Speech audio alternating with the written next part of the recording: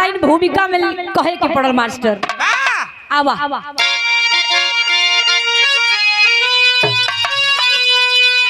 कहना है अरे तो हाथ संगीन ले तर गई बाजुए, दिल में ज्वालामुखी बन धधकने लगा। मान सम्मान इज्जत पे बलिदान है, इस गुलामी से दामन महकने लगा। एक अबला की अर्जी अनल बन गई, सर कफन बांध निकले वतन के दीवाने।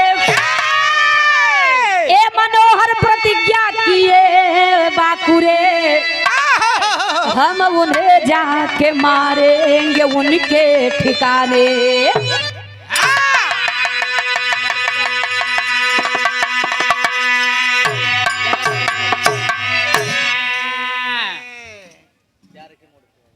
ए बाबू हमारे बिरहा में एक लाइन कव्वाली का टुकड़ा बा। कैसे भैया?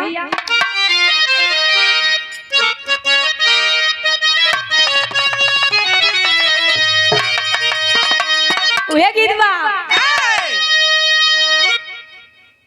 प्यार प्यार। हाँ तय नजर पे अपने कक्का से पूछ। कह के पड़ल का ए भैया सीटी न दे, मेन मोड़ पर बात आई ले। ए भैया प्यार बिना चिल्ला लगी।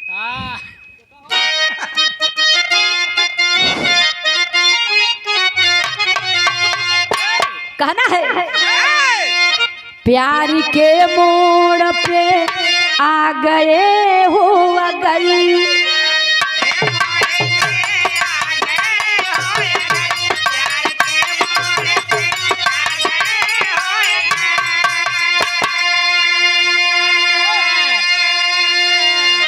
प्यार के मोड़ पे आ गए हो अगर, तो फिर सब मिलाने का वादा करो।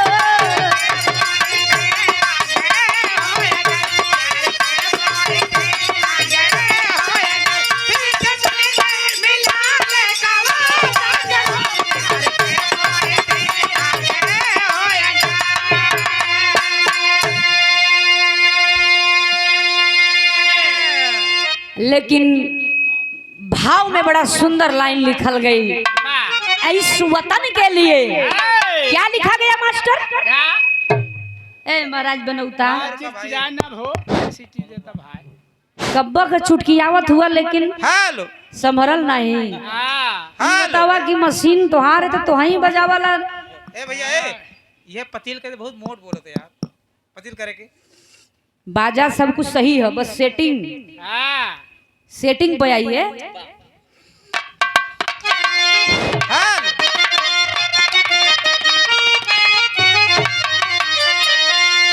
इस वतन के लिए मर जाएंगे। कसम साथी जवानी है वतन के लिए, जवानी है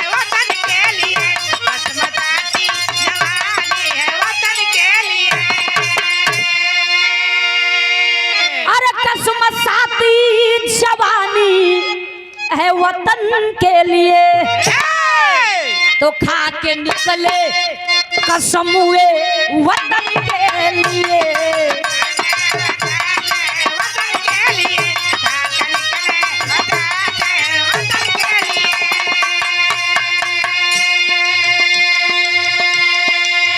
हाय हाय बाबूजी, लेकिन यहाँ से हमारे बिरहा को कहानी शुरुआत भई मास्टर नजम में। कहना है क्या?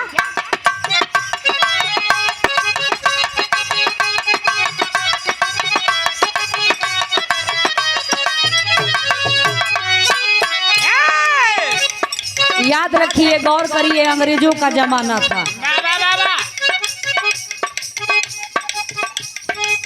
जुर्म अंग्रेजों का था पूर्वजों के छाती पर, हुकूमत करते नीचे भारत माँ के छाती पर।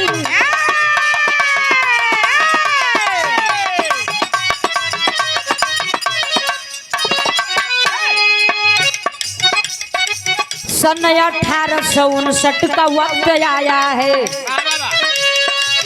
कहर बेजा पलेगा पूना में ढहाया है। सुनीता और सुधाकर बम्बई शहरिया से गांव में आए दोनों माता के बीमरिया में। शौक सागर में सारा गांव डूबावल रहले, शौक सागर में सारा गांव डूबावल रहले। घर में माई बहन भाई सुतावल रहले।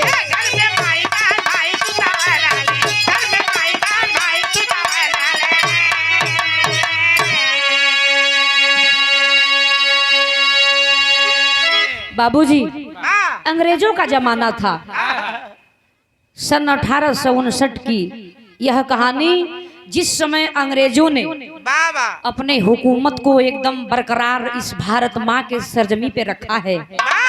चारों तरफ अंग्रेजों का जमाना था। उस शासन में बाबू, अंग्रेजों के शासन में हमारे घर से बहू बेटियों का निकलना दुश्वार हो गया था। एक सुनीता और सुधाकर गांव से बाबू बंबई में अपन जीवन यापन करत हुए लोग। गांव में माई बाबू हुए, भाई हुए, छोड़ के सबके बंबई में रहत हुए लोग दोनों परानी। अचानक पता चलल हो कि गांव में माई बीमार पड़ गईलीन।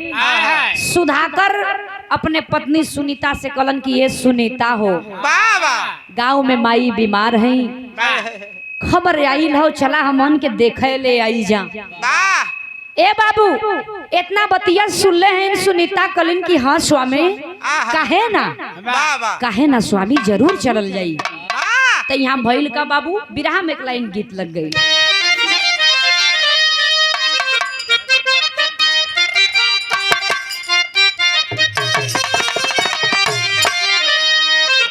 उहे गीत बा, हंसी हंसी गोरी कहे, हंसी हंसी गोरी कहे, माना सैया बतिया, गढ़ू ना तो हलू के गढ़ावा इन फतिया।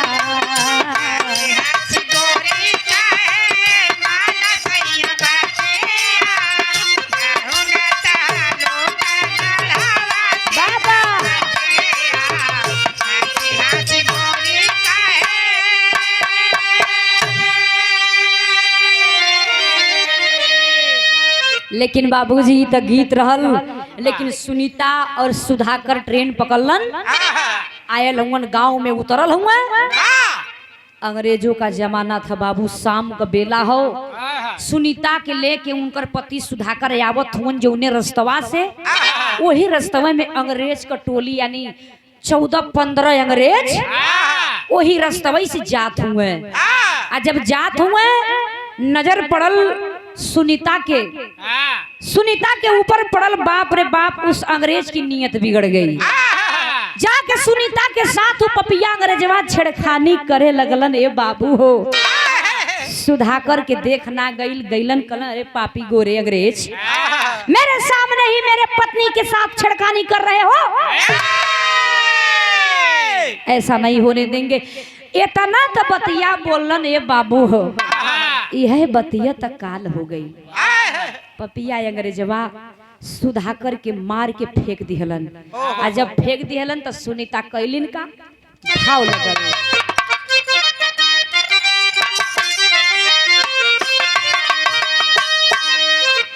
बिलखे सुनीता देखा, बिलखे सुनीता देखा, सैया के हलतिया, डलले गोसैया आजू बाजारे विपतिया।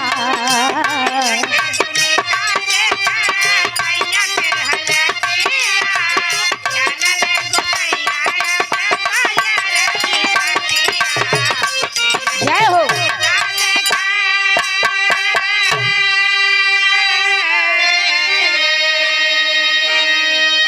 रोवत हईन, गिड़गिड़ात हईन। पति का लाश गिरल है बाबूजी। जाके वहां से अंग्रेज फरार हो गईलन। सुनीता जाके बाबू छाती पीट पीट के रोवत हईन। स्वामी कहाँ गईला स्वामी? तो आधी रात भइल है तो ओ समय आयल के कहना है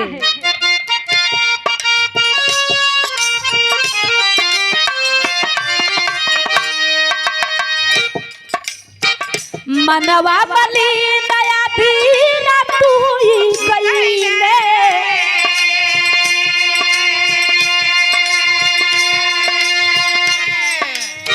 ए बाबू संगवा सिपाही लेके लेफ्टिनेंट आइले।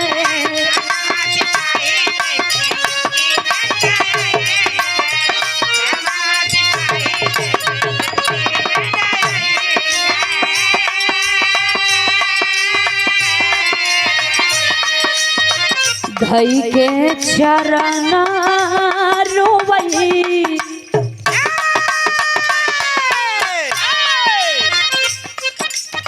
धई के चरण रोवई रोई रोई बतिया डलले गोसैया आजू बजल रे विपतिया।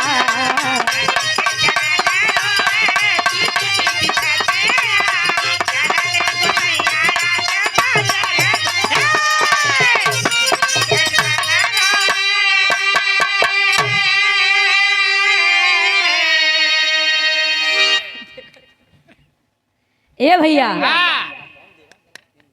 आज आधी रात में लेफ्टिनेंट नाम का एक कमिश्नर अपने सिपाहियों के साथ आता है। जब उस समय सुनीता आधी रात्रि में उस सिपाही को देखती है, जा करके चरण को पकड़ लेती है और पकड़ करके रोने लगी, साहब हमारे पति के अंग्रेज मार दिहलन। विश्वास की थी कि हमारे देश के सिपाही हैं, हमारा रक्षा करेंगे, भरोसा था सुनीता को। लेकिन वो पापी अंग्रेज लेफ्टिनेंट कमिश्नर करता है क्या, सुनीता के साथ बाबू छेड़खानी वो भी करने लगा। जब करने लगा तो उस समय की भाव लिखी गई मास्टर, कैसे?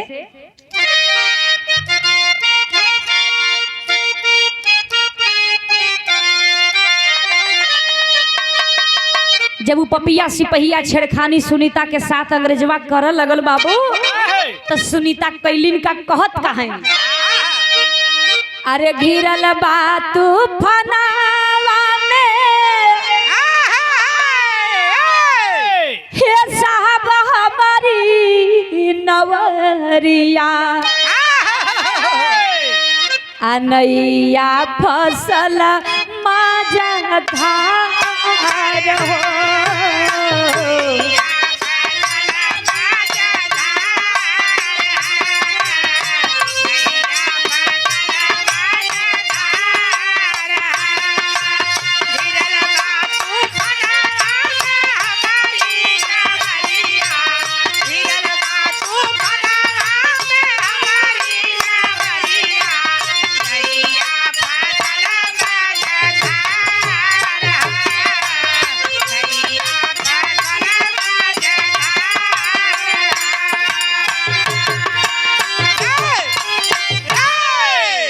ए बाबू रोवत हईन भी लिखत हईन और कहे कैसे? कैसो बचाई लासा जनवा के जनवा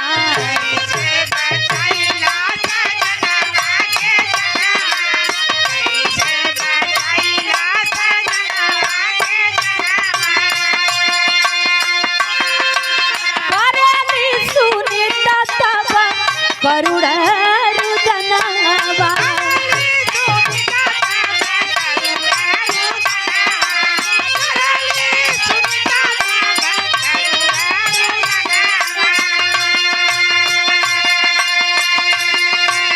लेफ्टिनेंट देखी के सुनीता के जवनिया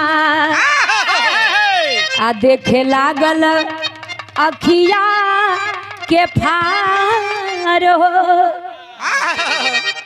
बाबूजी वो भी सिपाही बात को नहीं मानता है, जान गई कि मेरा कोई भी रक्षा नहीं करेगा।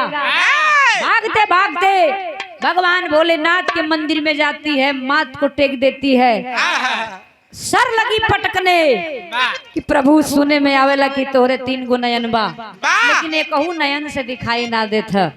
वही मंदिरिये में रोवत बिलखत है बाबू। तब तक कहा गया कि धर्म के 2 भाई जिनका नाम कृष्ण और दामोदर बताया गया, आइलन दूरमय से देखा तो वन सुबेरे के टाइम कि कोई ना आई तो सुनीता बहनिया बा, जाके लगवा पूछे लगलन कि अरे बहन हो तू कब अइलू आ ये हालत में, ई कैसे भइल बहन? सारी बात बतावत है बहन कैसे। हाँ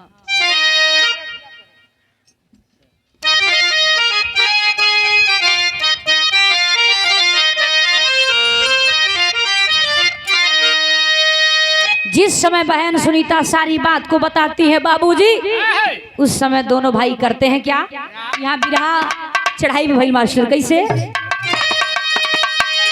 अरे कृष्ण और दामोदर दोनों, कृष्ण और दामोदर दोनों धर्म के बीरा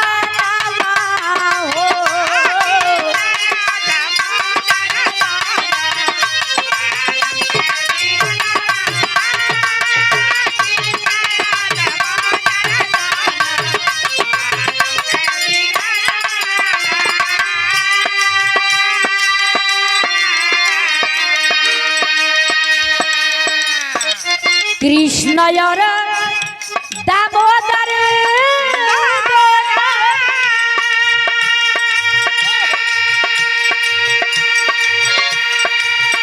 धर्म के बीरनवा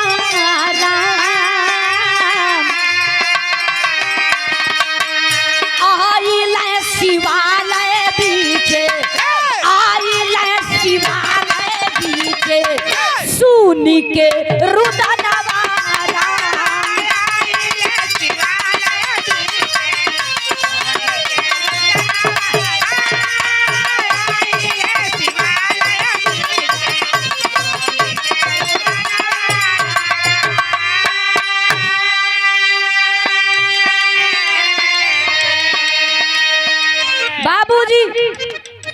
बहन सारी बात रो रो करके लगी बताने। भाई कृष्ण और दामोदर धर्म के 2 भाई जब बात के सुनलन बाबू खून एकदम खोल गया, कहने लगे बहन बता दे वो पापी अंग्रेज नीच कमीना गद्दार कहाँ मिलेगा। भइल का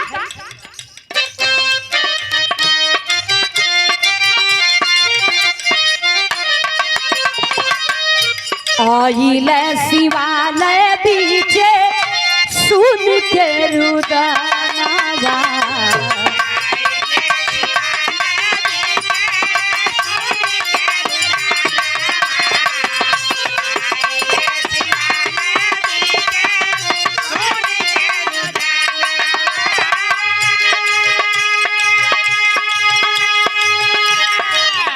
खइले कसमवा दोनों मारब दुश्मनवा हो, मारब दुश्मनवा।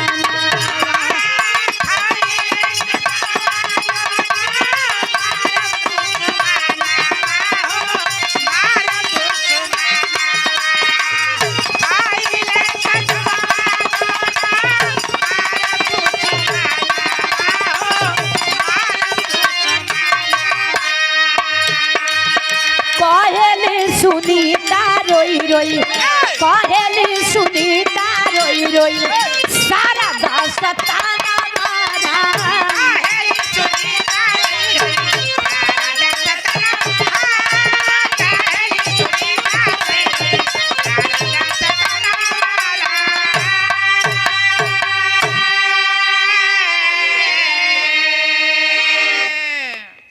आए बाबूजी बहन का बात सुन लिए दोनों भाई खून खोल गया, कहने लगे बता दे बहन अत्याचारी पापी अंग्रेज थे वो कहाँ मिलेंगे, पूरे अंग्रेजों को मारेंगे दौड़ाकर।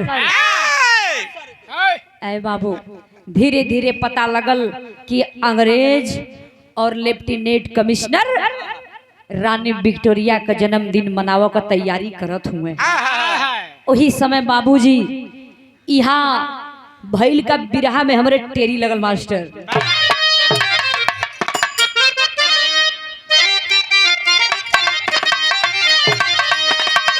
अरे बीरनवा बन के बागी चल दिए, अरे बीरनवा बन के बागी चल दिए, तब बदला लेब वतन का किए भावना जागी। अरे हो जागी, अरे हो जागी।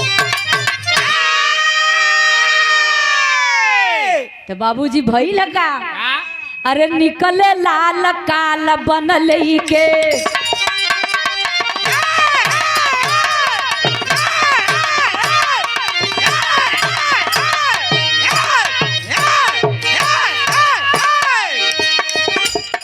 निकले लाल काल बनल के, बोली गानवा हो बीरनवा सर पे पाए कफनवा।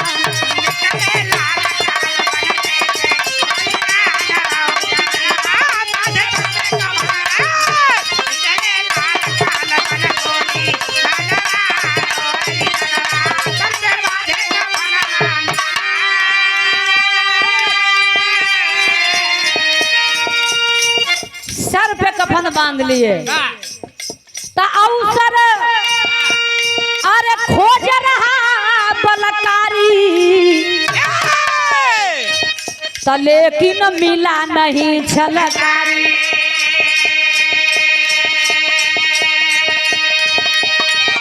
तो लेकिन मिला नहीं छलकारी। गंगाधर तिलक है आए, दोनों भाई खबर जब पाए, भाषण सुने भाषण सुने पहले आई नानवा हो बीरनवा सर पे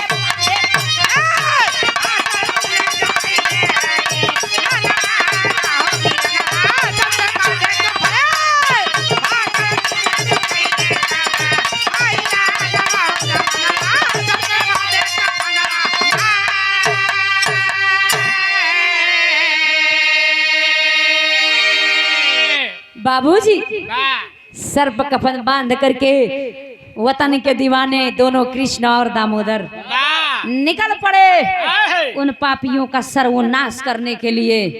तब भैल का बाबू बिरहा में हमारे पहपट लगल। गौर करिएगा, कहना है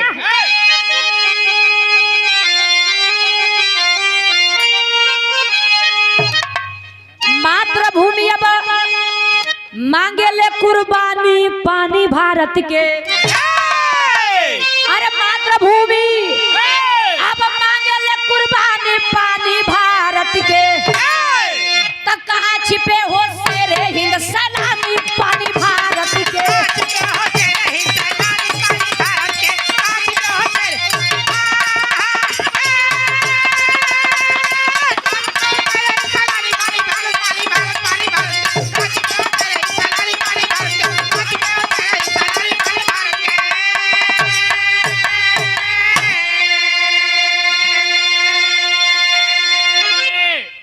मातृभूमि अब मांगे ले कुर्बानी पानी भारत के, कहाँ छिपे हो शेरे हिंद सैलानी पानी भारत के। इज्जत लूटे व बेटिन के जुल्मी अत्याचारिया हो, तो शासन से शोषण करते दुशासन दौरा चरिया हो, तो बेटा बन जा राणा शिवा तूफानी पानी भारत के, तो बेटी बन जा झांसी वाली रानी पानी भारत के। ए बाबू आज इधर दोनों भाई तैयारी बनौले हुए और उस जमाने में गंगाधर तिलक नेताजी बाबूजी भाषण को दे रहे थे और रानी विक्टोरिया का जन्मदिन का तैयारी अंग्रेज कर रहे हैं। दोनों भाई बहन और मतारी का आशीर्वाद लेवे बदे पहुंचल हुए लोग। आल्हा में भाव दिहल गए।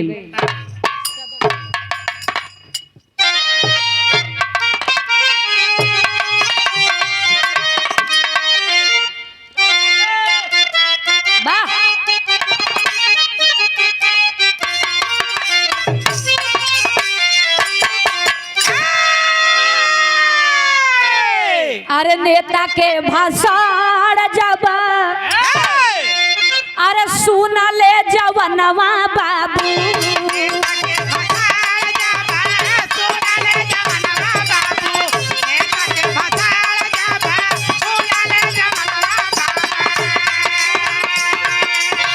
हियरा के सिंधु के उठेला तूफान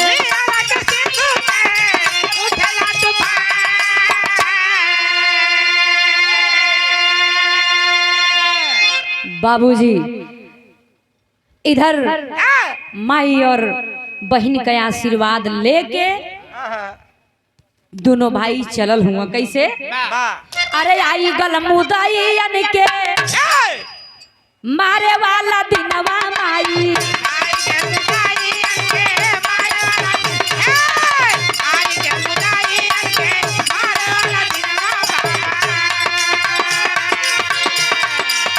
जौने के हमाहन के रहल इंतजार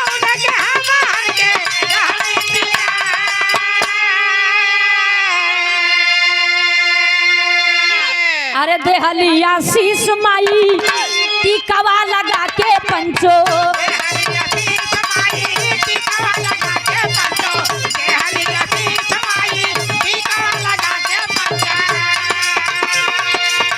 दूधवा कलाजी आचू कहिया हो हमार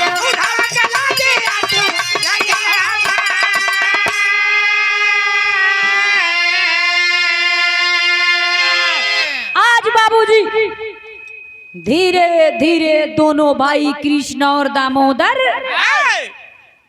जहाँ पे पूरे अंग्रेज जुटे हुए हैं वहाँ पे बीच में लेफ्टिनेंट कमिश्नर बैठा है और रानी विक्टोरिया का जन्मदिन आधी रात्रि में लोग मनावत हुए अंग्रेज एकदम खुशी में मगन हुआ पी के एकदम दारू शराब एकदम फूल हुए मस्त हुआ वही समय बाबू दोनों भाई मौका पा के कैलन का यहाँ बिरहा का लास्ट भाव है खड़ी में आवा कैसे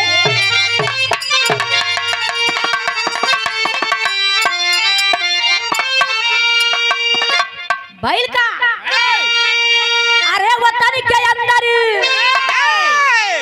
क्रांति के जला के दिया ना भगले बागी बन जवनवा बहिन कह बीराना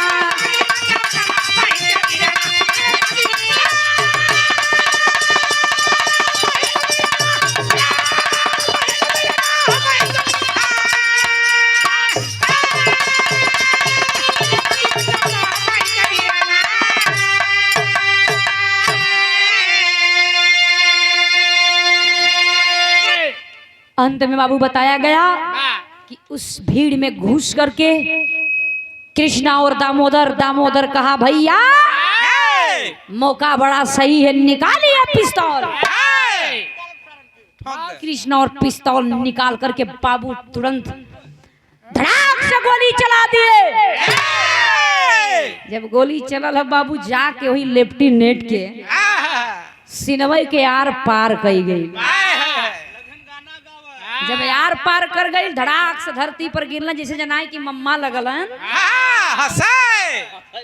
पूरा 32 निकल गल ऊपर वहां से तुरंत भाई भागल हुन जाके एक दोस्त के घर में बाबू पीछे पीछे पपिया अंग्रेजवा दौड़ावत हुए आया गवा से दोनों भाई भागत हुए जाके वही रास्ते में एक दोस्त का घर पड़ल हो विश्वास भरोसा से बढ़ के कुछ ना होला विश्वास भरोसा कई के बाबू भाई जाके वही दोस्त के घर में छिपल हुए लोग अंत में अंग्रेजों से जब दोनों भाई नहीं मिले अंग्रेजों ने इनाम रखवा दिया कि जो भी कृष्ण और दामोदर को पकड़वा कर हम लोग को देगा हम उन्हें बहुत सारा पुरस्कार देंगे पैसे के लालच में दोस्त आकर के बाबू दोनों भाइयों को कैद करवा दिया दोनों भाई फांसी पर झूल गए जब फांसी का झूला झूलल हुआ तो खबरिया जब घरे गई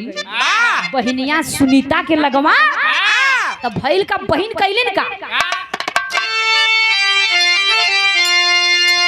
मिली खबर जब बहन को निकली बन के काली, खोज खोज के उस पापिन के, अरे सिंघली दिहले मारी, तब पूरा कैले अरे मनवा बहिन कबीरा।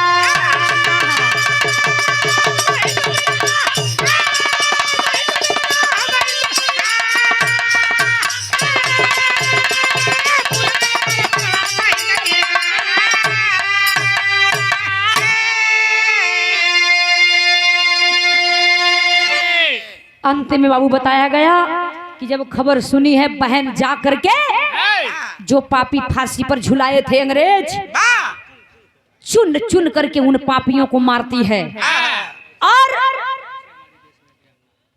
उधर जाकर के भाई बहन का बदला ले लिए और बहन जाकर के भाइयों का बदला ले लेती है। तो हमारे देश में वीर ही नहीं, ऐसी ऐसी वीरांगना थी जो कि अपनी जान की बाजी लगा करके इस देश को आजाद कराई। तो बाबूजी जितना इसमें योगदान पुरुष का है उतना ही योगदान महिलाओं का है। कहानी यही थी, कहानी समाप्त हुई। लास्ट लाइन में खानदान का परिचय है, कहना है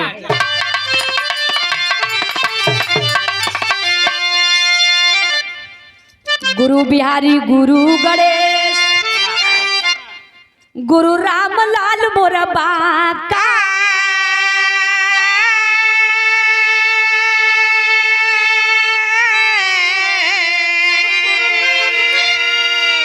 कथन करे कवि शिव शंकर, अरे बच्चन का बाजल पताका हो,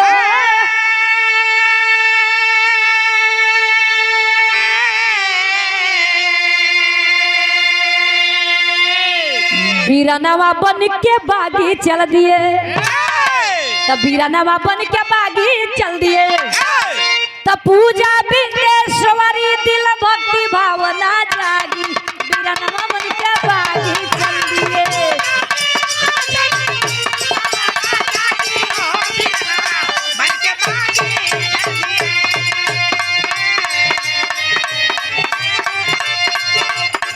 मेरे देश की धरती सोना उगले उगले ही रामती, मेरे देश की धरती,